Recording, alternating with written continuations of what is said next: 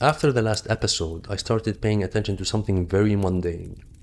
The moments where I wanted to do something, like send a message, make a decision, speak, or react, and the moments where I felt I shouldn't. And what surprised me was that both kinds of moments could feel equally intense. Acting could feel difficult, and holding back could feel equally difficult. Sometimes speaking required courage, and sometimes silence required even more. That made me wonder whether I had been thinking about control too narrowly. In the previous episode, I realized that responsibility isn't necessarily responsibility for outcomes, it's responsibility for striving, for participating honestly. And once I started seeing responsibility that way, another question appeared. How do I participate? Because participation doesn't seem to happen in only one way. Sometimes I move, sometimes I hold, sometimes I speak, and sometimes I refrain from speaking. And the more I looked at it, the more it felt like its own rhythm, a rhythm of action and holding. At first I thought holding was simply the absence of action, but that doesn't seem to be true. When I'm angry and choose not to react immediately, something is happening. And when I'm uncertain and choose not to force a decision, something is happening. Holding can require attention, restraint, patience, and sometimes a great deal of effort. And what made this even more interesting was noticing how often the mind searches for a single answer. Should I speak or stay silent? Should I move or wait? Should I decide or delay? As if wisdom were choosing one side. But many situations seem to ask for two movements at the same time. I may need to act by having the conversation and hold by not speaking from anger. I may need to make a decision and hold by not demanding complete certainty. I may need to move toward what is needed and hold back from forcing the timing. And this changes the question completely. Not should I act or should I hold, but how do I act in this moment and how do I hold in the same moment? As I looked at action and holding, I noticed that two capacities are constantly involved. First, I need to see what is happening, not what I fear is happening and not what I hope is happening, but what is actually here. And second, I need the ability to respond, to move, to speak, to wait, or to hold back. Seeing without response becomes paralysis, and response without seeing becomes reaction. And the more I tried to see clearly, the more I noticed how partial my understanding is. We experience reality through biological tools that were never designed to see everything, through a nervous system, a body, and a brain. And those tools don't only receive information, they interpret it. Thoughts begin weaving explanations, emotions begin coloring those explanations.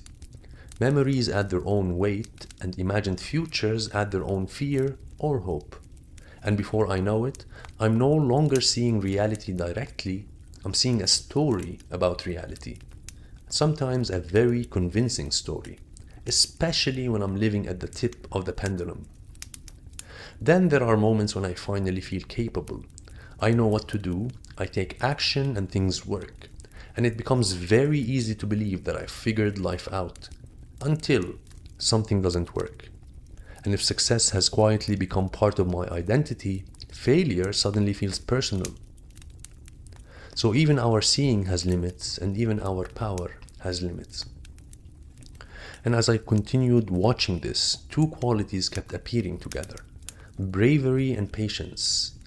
Bravery is moving even when fear is present, and patience is remaining steady without forcing an answer before it's ready. And the more I looked at them, the less they seemed like opposites. Courage without patience becomes recklessness, and patience without courage becomes stagnation. Wisdom seems to need both. And then a simple image came to mind. The warrior knows how to move. The huntress knows how to wait.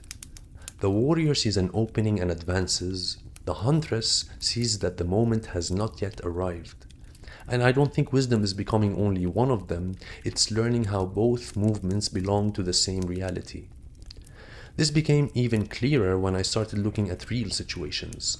In conflict, I may need to repair something and restrain something.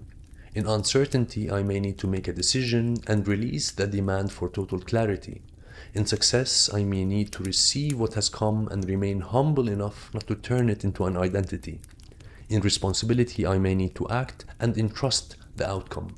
And in waiting, I may need to endure while staying connected instead of withdrawing from life.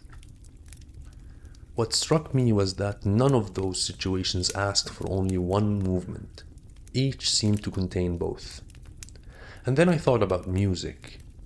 A musician isn't only someone who produces sound, a musician also decides when not to. The pause isn't outside the music, it helps shape the music. Silence is not the absence of music, it's part of the rhythm that gives the music its shape. And maybe some of the moments I've been calling inaction are not outside participation either. Maybe they are one of the ways participation takes shape. So I'm beginning to think that control is not about constantly acting, and it's not about constantly waiting. It's about learning the rhythm between the two, knowing when movement serves the moment and knowing when restraint serves the moment, and being willing to hold both without turning either into an identity. Because the more I look at it, the more it seems that life rarely asks for only action, and it rarely asks for only holding. It asks for participation, and participation seems to have a rhythm of movement and pause, of bravery and patience, of speaking and refraining, of doing and not doing. And perhaps the wise person is not someone who has escaped this rhythm, but someone who has learned how to move with it. So the question I'm left with is no longer should I act or should I hold, but what does this moment require from me? How can I act? And how can I hold in the same moment? Not in general, not all the time, just here, just now.